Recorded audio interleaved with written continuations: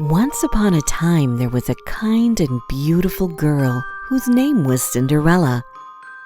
She lived with her cruel stepmother and stepsisters, where she was treated as a servant and spent her days cleaning, tidying, and waiting on them, hand and foot.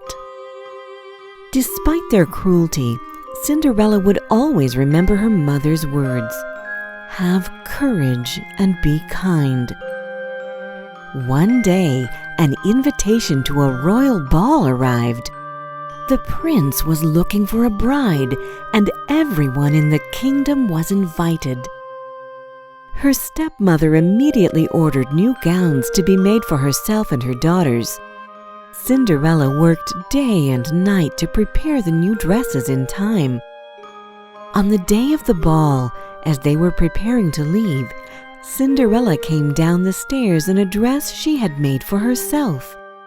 Her stepmother and stepsisters were so angry to see her looking so beautiful, they tore up the dress and left without her. Left alone, Cinderella began to cry when all of a sudden her fairy godmother appeared. "Do not cry, my child. You shall go to the ball," she said. "But I do not have a dress to wear," cried Cinderella. Her fairy godmother waved her magic wand, and at once Cinderella's rags turned into a beautiful new ball gown. Then her fairy godmother found 6 mice playing in the pumpkin patch. She touched them with her magic wand, and the pumpkin turned into a beautiful coach, and the mice into 4 white horses and 2 coachmen. When everything was ready, Cinderella waved goodbye to her fairy godmother, who said, "The magic will only last until midnight. You must reach home by then." When she entered the ballroom, the guests were struck by her beauty, and her stepmother and stepsisters did not know who she was. The prince asked Cinderella to dance, and she was overjoyed. The prince and Cinderella danced all evening until Cinderella noticed the clock approaching midnight, and she remembered her godmother's words. "I must go," she told the prince as she fled from the ballroom.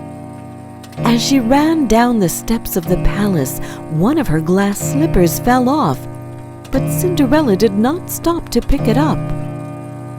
She returned home just as the clock struck 12. Her coach turned back into a pumpkin. Her horses became mice, and she was wearing rags once more. Her stepmother and stepsisters arrived home shortly afterwards and were full of talk of the beautiful girl who had danced all night with the prince. The prince had fallen in love with Cinderella the moment he saw her, but he did not even know her name.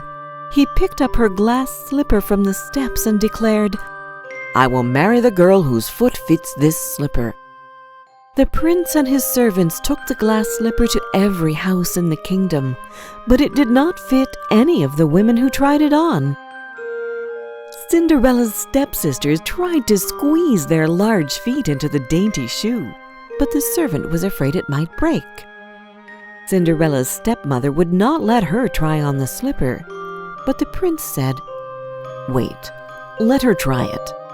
The slipper fit Cinderella's foot perfectly, and the prince realized this was the beautiful girl he had danced with at the ball. The prince had found the girl he was looking for. They were married and both lived happily ever after.